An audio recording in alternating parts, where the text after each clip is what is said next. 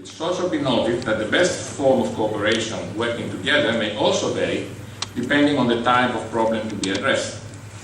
Ad hoc cooperation may be suited to supporting rapid reactions to exceptional events or incidents in situations where the use of expensive assets or equipment is infrequent, specific expertise is needed, or where sensitive information needs to be shared.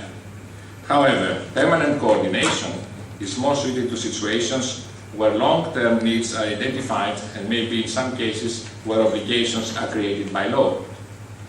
During the plenary in Dublin last year I said, my personal experience is that cooperation is nice, coordination is better, but real benefits come when there are rights and obligations enacted by legislation that we have all agreed upon, where the European Parliament and Council decide to define rules and put resources in place. And we have cases, the examples of ENSA and other agencies, and the EU legislation. I also informed the Forum last year about the feasibility study which the Commission would undertake during 2013 with a view to evaluating and identifying the possibilities for enhancing coordination and cooperation in relation to different Coast Guard functions.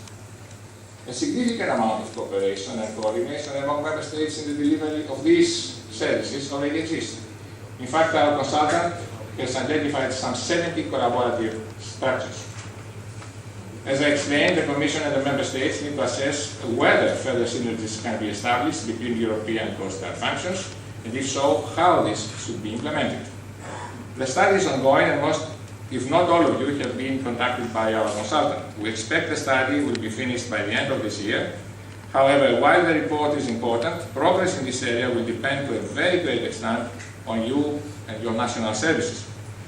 We need your involvement and we need to know what you want or expect from an enhanced system of cooperation and coordination. The work program of the Commission for the years to come, it's a proof that we need this forum to be alive and to have a voice. We thank you very much for your speech. Now I would like to give the floor to Mrs. Monique Paria, Director of DG Mare, to deliver an address on behalf of Mrs. Damanaki, Commissioner for Maritime Affairs and Fisheries. Well, good morning everybody, dear members of the Parliament, dear Mayor, Admirals, distinguished guests, ladies and gentlemen. Thank you very much for inviting us today in this beautiful setting.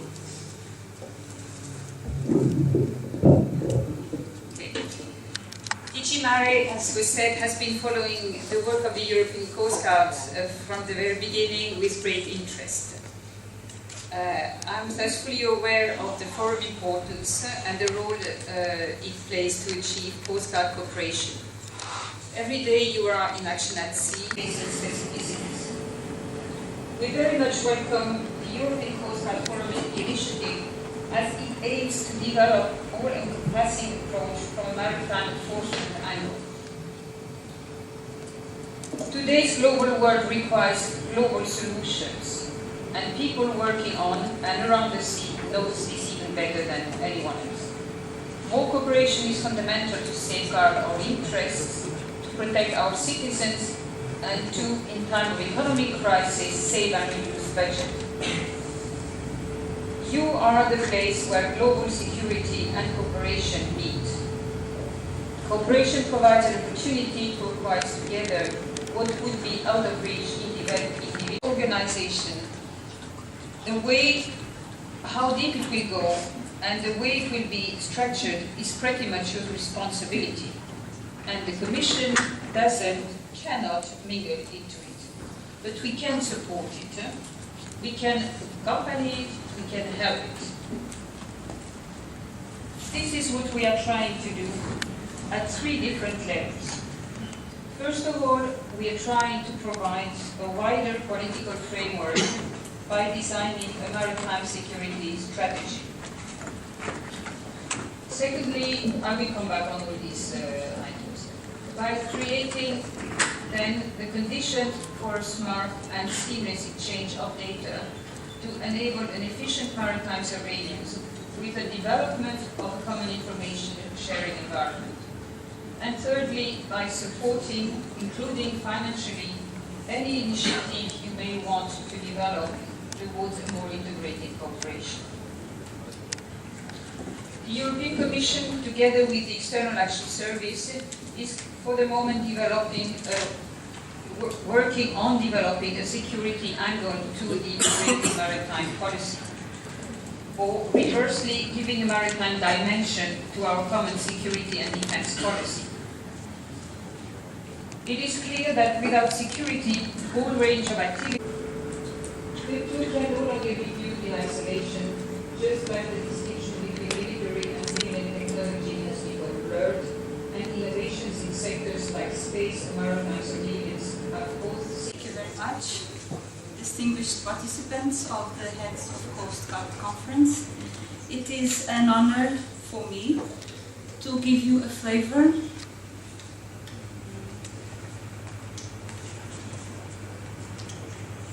of Frontex joint maritime operations and the efforts that we have put it in the last times in order to increase the interagency cooperation when implementing our joint operations. As you all know, Frontex is the agency that has been created to coordinate the operational cooperation between the member states at the external border of the European Union. In that sense, Frontex supports the member states in creating a uniform level of border control, border surveillance and border checks. It's an operational agency which coordinates the activities and at the same time tries to increase the capacity building of the member states related to border control and border surveillance. The core business of our agency is to prevent and detect and apprehend illegal immigration, irregular migration through the external borders of the European Union. So this is the core business of this agency, to support the member states in such activities, and of course at the same time by respecting the fundamental rights when putting in place our joint operations.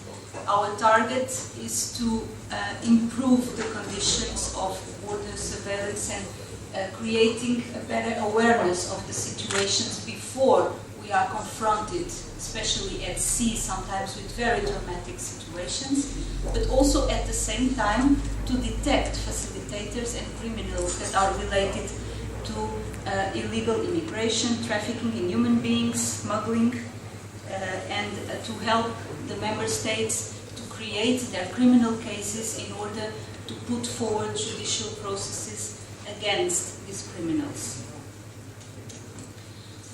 So Frontex supports the member states in the surveillance on early detection of migrants, which in sea operations in most of the cases result in assisting in search and rescue operations. Afterwards, Frontex supports also the member states in identifying the migrants and find the possible need for international protection. From the criminal perspective, actions also focus, as I said, to identify facilitators and criminal networks related to these activities and to improve our operation in this area. We've been trying to implement more and more flexibility and reaction capacity to our joint operations. Sea environment, as you all know, is a very complex one. Many authorities with competence in the maritime domain coexist in this area. The diversity of criminal activities at sea is also very big, and the cooperation between the different types of agencies is desired for a cost-efficient result. Frontex started some years ago while implementing our joint operations, focusing of course in our core business, to involve other agencies and to develop the concept of multi-purpose operations. In that sense, Frontex partners are of course other law enforcement authorities, search and rescue authorities, environment protection authorities, customs, fishery control, armed forces, just to state some of the involved agencies also in this area. We faced some challenges when trying to put this in place, and one of them is, as I mentioned already, the various national authorities with responsibility at sea, sometimes in having responsibilities and competencies in the same domain, sometimes in the different domain. Linked to this, the need to raise awareness for the need of such cooperation and such interagency efforts in order to use the existing resources to detect and fight more types of criminality. Then we try and we put it in place some projects in order to improve and to support the member states, not only in detect and intercepting the facilitators and the networks, but also to collect evidence in order to be used further on in processes, judicial processes at national level against those criminals. Of course, this cannot be done without a strong cooperation between national, European, international, and interagency cooperation. When Frontex puts a joint operation in place, we create an International Coordination Center, ICC, which is the main actor for our joint operations. As you know, Eurosur established the national coordination control centers, and we are trying more and more to combine our international coordination centers with these national coordination centers. This contributes to a cost-effective management of the operations, as all involved authorities, not only from the host member state, meaning the member state where the operation takes place, but all participating member states can deploy their experts, where Frontex is also present with the coordinating officers. And on a daily basis, there is an exchange of information, there is a planning of the future steps of the operation on how to deploy in a more effective way the resources that are available in order to detect the targets. As you also know, our joint operations FC are based in the European Patrol Network, which was a network that resulted from the METSI study. This already provides us throughout the year with a common planning of patrols between neighboring member states. A lot of information and awareness is collected from this network, and our joint operations, when put in place in certain geographical areas, take advantages of the existing structures which work within the EPN network throughout the year. Now for some figures related to illegal immigration. So we see, for instance, in 2011, a huge increase of detections, which is related, of course, with Arab Spring and the situation in the central Mediterranean. Then 2012, we noticed a decrease of the numbers, still with high numbers, for instance, in the external land border. And this year, we have again, at the central Mediterranean, a huge increase of detections coming from Libya, Egypt, mainly.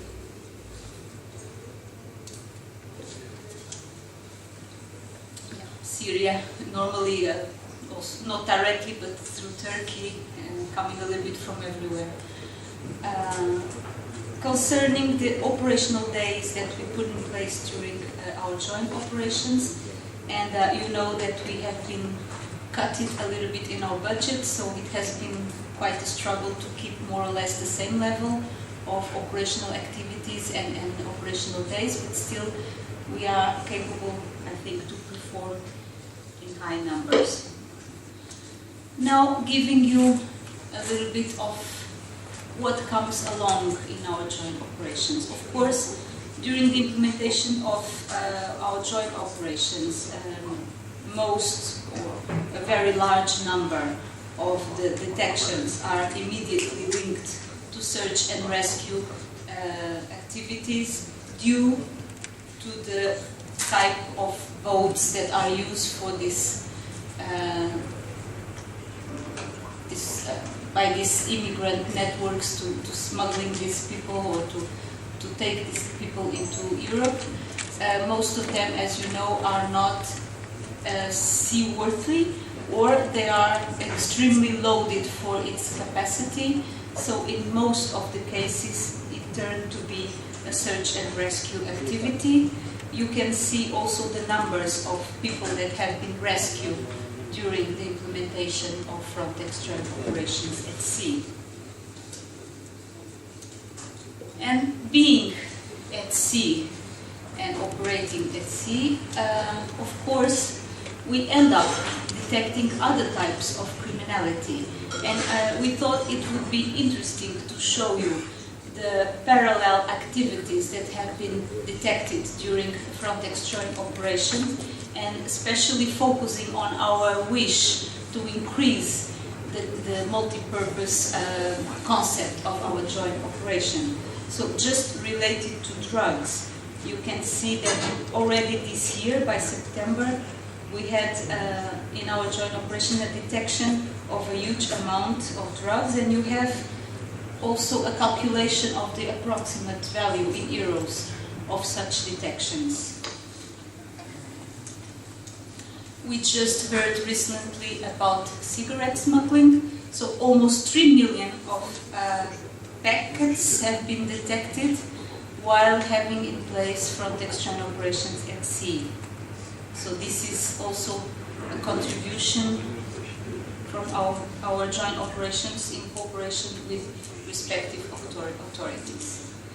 Also with EFCA, we are working together in the detection of criminal actions in fisheries.